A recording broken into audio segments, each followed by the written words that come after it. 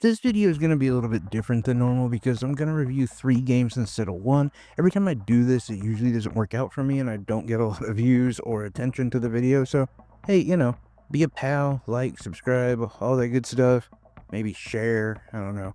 But I do need to do some house cleaning. And so that's why I'm doing this. And instead of doing like one long review like I normally do, I'm going to do 3 short ones because these are games that I've kind of been sitting on for a little bit. And honestly, you'd be surprised how many videos are like that for me where I do a review and then it just doesn't get released because I don't upload it close enough to when the game came out. And so I feel like it's not going to be relevant anymore.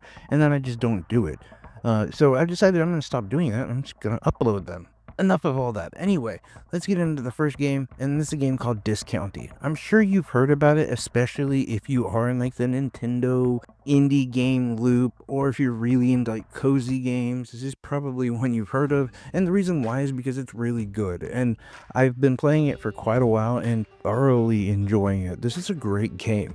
I can honestly say though that my favorite part of my experience with Discounty has nothing to do with the game itself. And it was actually a really funny thing that I looked up because I was curious, like, is there romancing in this game? And almost all cozy games where you play as a shop owner and someone who interacts with the community and everything, there is the opportunity to meet like your love and get married and whatever. One of the funniest things I saw though, it was actually a reply to somebody who had asked that, like, is there romance? And I thought, like, I need to look into this because maybe I just missed it. I didn't see an option for that. But anyway, some person had asked, can you romance any of the characters in Discounty? And the reply was, I don't know why you would want to romance any of these people. And that was just such an earnest line. I don't think the person meant to be as cold as that sounded. And I mean, honestly, these aren't real people, but just the idea of like, why would you want to romance these weird freaks? Like, it just caught me by surprise, and I about died laughing right then, like audibly laughed. But regardless, no, there is no romancing in the game, but there is many other things. As I said, you basically run a grocery store, and so you're constantly trying to work with other NPCs, trying to either help them out and just work on your relationship with them, or many of them happen to be suppliers that you're trying to get trade deals with so you can end up carrying their supplies in your store, which honestly helps your bottom line, so of course you're going to do that. Most of the game's repetition though comes from just this in general, is the working and focusing on your store. There are some side quests and a lot of opportunities to interact with the community and all that kind of stuff, but unlike Stardew Valley or something like that, you really are pretty much focused on running your store. Like, there isn't an option to play the game as just like the recycle guy or something like that. Like, you're pretty much only focused on your retail store, which is cool. Like, you're there to help your grandma. A rather interesting, engaging story comes from this, and I don't know, it's just a really fun game, and if you like cozy style games, I think you're really going to enjoy this one. And the thing I really liked about it was I hadn't played a game that was as in-depth and as laser focused as this one when it comes to the whole point of the game, which is the retail store. There's so many little intricate things about it that they really brought up. Things just like cleaning, or the way that you can bundle your cardboard for recycling. They really do go in depth on this one, and they really are focused in on just that retail store. And I'm here for it. I don't always need a game to be everything. You know what I'm saying? So this one is a really good one. I really enjoyed it. I would give it an easy 8.5 out of 10.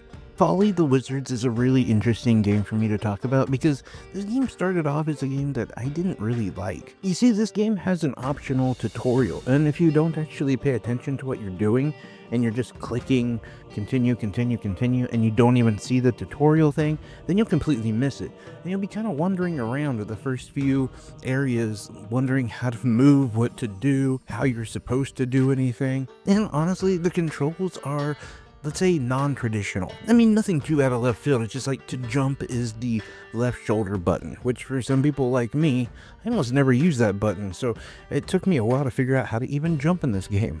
And to make matters worse on this one, this is a game I haven't beaten because, if I'm being honest again, this game is really, really difficult. Although with all that in mind, the more I played, the more I actually really liked. The controls took me a little while to get used to. It just doesn't feel natural to me to jump with the left button, and also it's sort of a hybrid twin stick shooter, if you will. Like when it comes to gameplay, I sort of think of like Contra in a way. And at first I also assigned that role of the story to being like Contra as well, and that, my friend, was a mistake, because the story is actually pretty good, as well as just the interactive elements of the game, meaning like the NPCs that you meet along the way. They can either become friends or enemies. It all depends on how you talk to them. You can be a total jerk and just kind of make a lot of enemies, which is going to make the game a lot more difficult for you. You see, as you're clearing levels and exploring new areas, you're going to run into the same NPCs a lot, and they will have certain items for you. Some of these can be really important. They can change how you attack. Some of them will provide like a special ability for you. There is a lot to many of the things that you unlock and many of the things that you find while running around and interacting with these NPCs.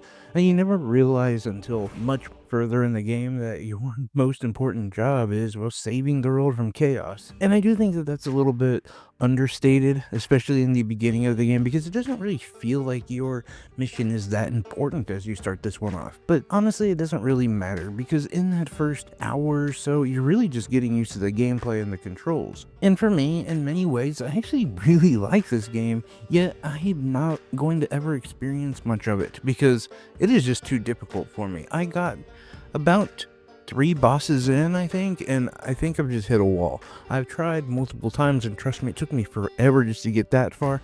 It's just a game that I don't think I'm good at, and that's gonna happen every now and then, but I do appreciate what the product is and what they've put into it. So ultimately with this game, I would give it a solid 7.5 out of 10, and I would say that if you are a person who enjoys roguelike games, especially ones that are on the more difficult side, then I think you should give it a shot, and I think you're gonna enjoy it, because there is a lot of effort put into this game. It's just really difficult, so it's hard for me to give you my full evaluation since, well, I didn't beat it.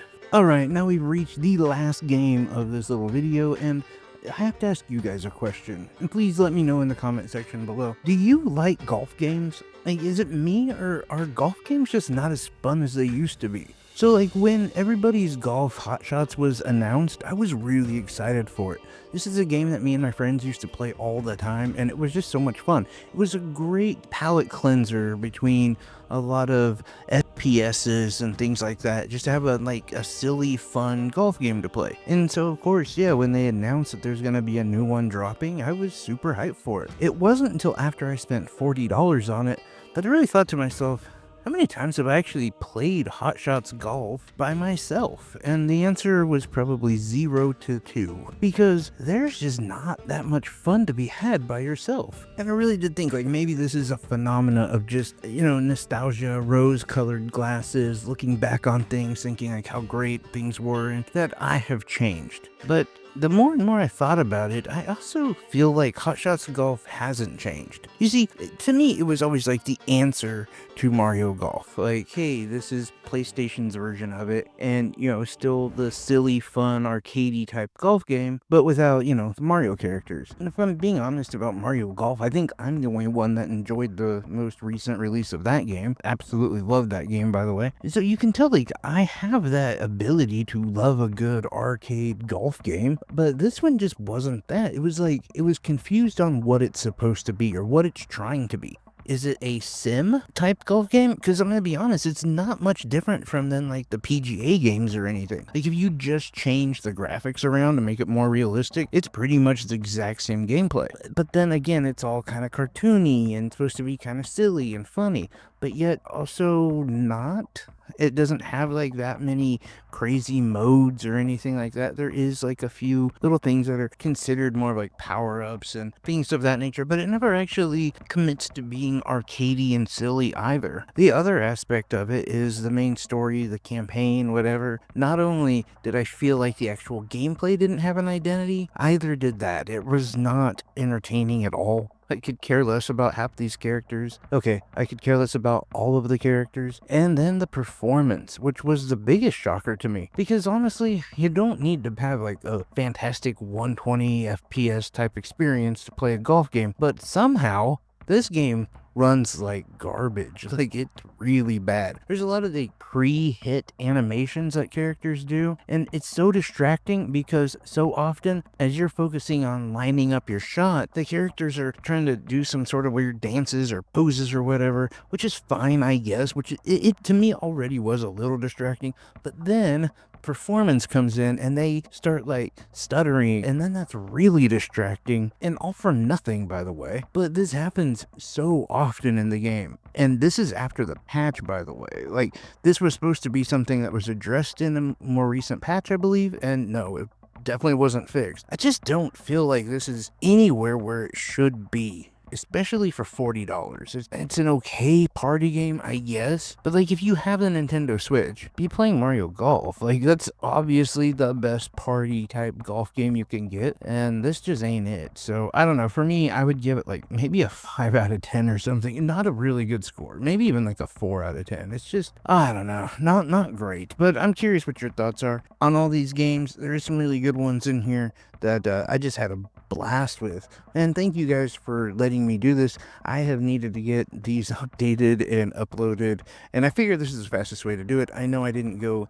as thorough, and I didn't break down every component of the game, that we usually do in that like checkmark formula where you go controls, graphics, story, all that. I know I didn't do that, but just to reassure you, if I didn't bring something up like the performance of Folly the Wizard or Discounty, I didn't bring it up because it wasn't a problem. Like, the performances on those games was fantastic. Even the controls for Folly the Wizard is actually really good. It was just button config that I didn't like.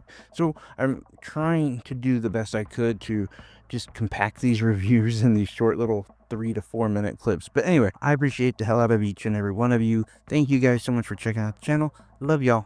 Take care, everyone. Bye bye.